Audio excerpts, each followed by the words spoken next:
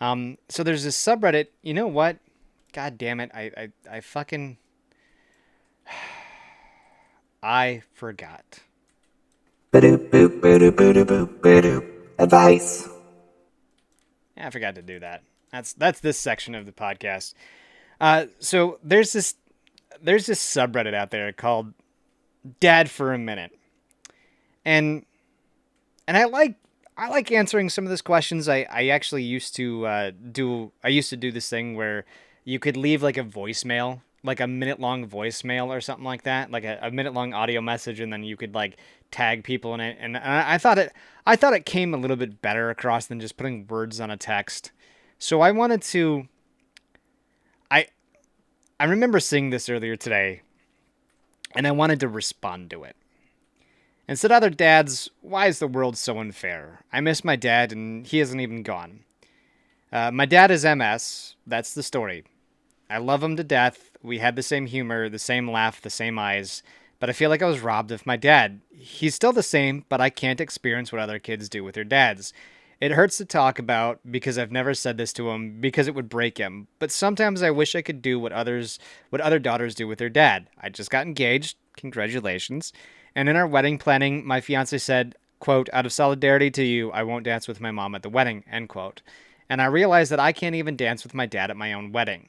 My dad was sick and impacted by the time I was 12. I see videos of dads online all the time, and I'm just so jealous. I love my dad, but I feel like I was robbed, and then I feel hurt all over again because it doesn't mean I don't love my dad, I just wish it was different. I've never written down these thoughts before, but here they are. Now, what I want to say to you, um, daughter, I guess if you will, is life is just cruel. Life is not fair. I mean, if you look at if you look at the world and you're a Christian, maybe this is hell, right?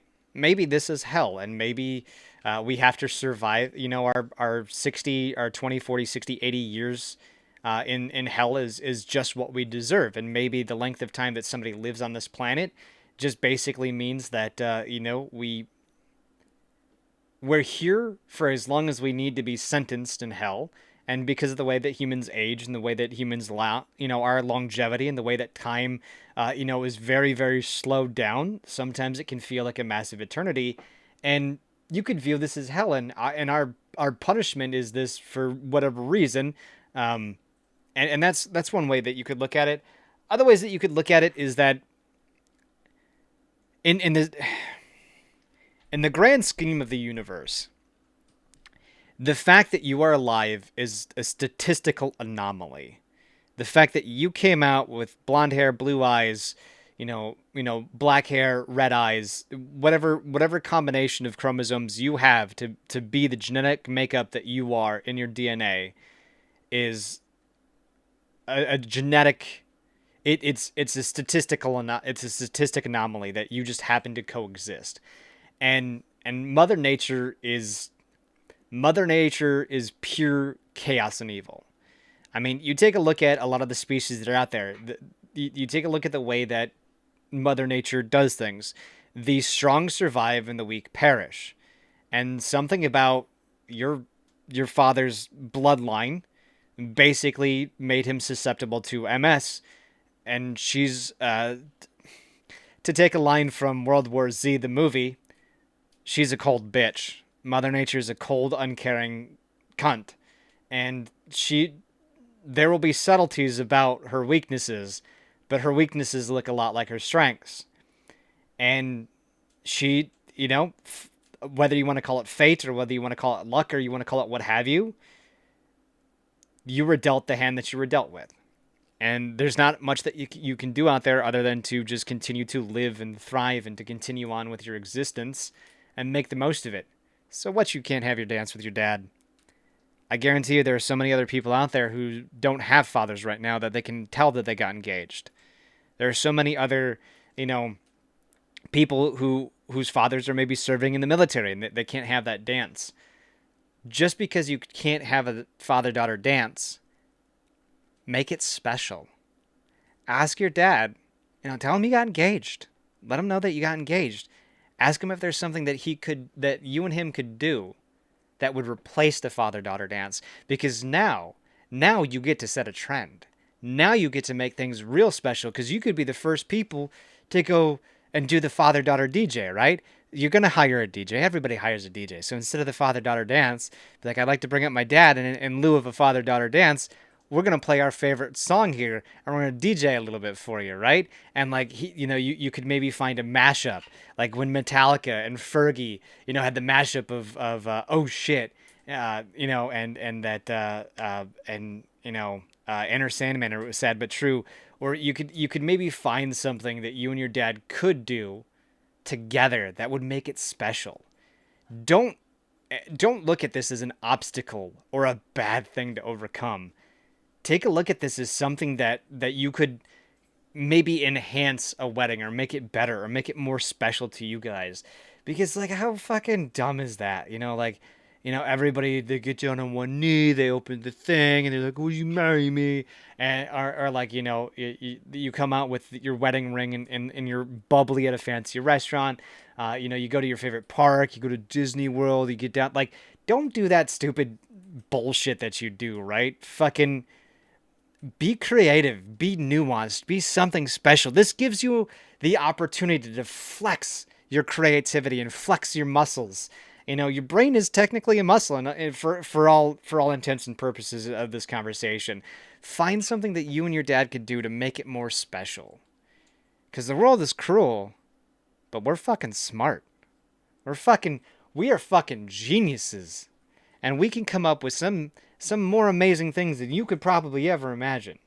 So don't look at this as such a negative, and don't look at it as something that you didn't get to have, or that you're missing out on things. Think of all the cool things you did because your dad does have MS. Think of all the cool little things that you maybe got to experience because of your father's condition that other people would never know about. You probably are more hardy than so many other people out there, to where they have this little hiccup and you're like, dude, my dad and I did that when we were 5. And see, this is that cool little workaround that you could do and like you could show the world, you could be a leader, you could do so many more things. Your dad having MS is not a bad thing, is what I'm trying to say. It's an adventure. And I know it sounds dumb, and I know what I'm trying to portray to you here is probably not something that you're thinking of, but like, my dad was an alcoholic, like hardcore alcoholic. He was the man that said he would quit smoking and drinking, and 24 hours later he'd be on his fourth gin and coke, Jack and Coke, and he'd be on his fifth cigarette of the afternoon, and I grew up in a bar. I learned a lot about bar. I learned how to take drunk people's money, in pool, because my dad was a pool shark. I learned the hustle. I learned a lot of things that I, as a child under the age of 16, probably shouldn't be aware of.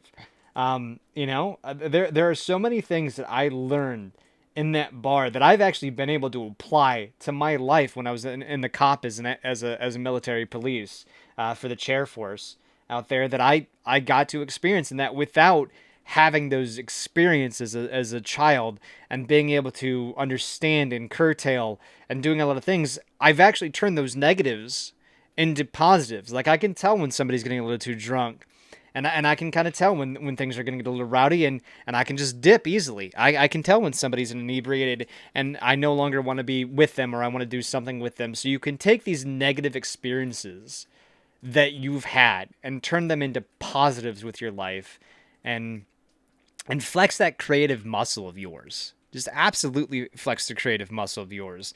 And I know it's so dumb. It's so cliche. It's so cliche.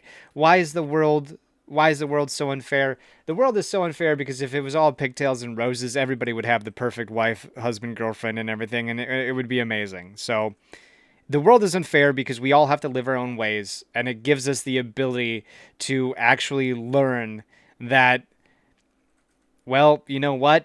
Some things aren't gonna be kind, and we have to be strong. We have to be able to live our lives and create positives from negatives. And I think that's what you're looking for. Is right now you're going through a struggle, and if this is in any semblance of a positive here for you, just remember, take the negatives, push them aside, and think of all the positives that you've come from it. Think of all the cool different ways that you could do something different instead of a father-daughter dance. And let your husband, let your wife, let your significant other have the, the son daughter, the dancer or whatever it is. Because I'm not supposed to assume the gender or whatever.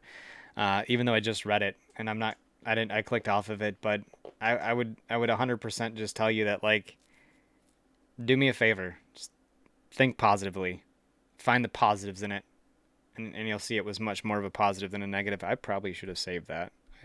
I probably 100% should have saved that. I did upvote it though, so that'll be easy to find.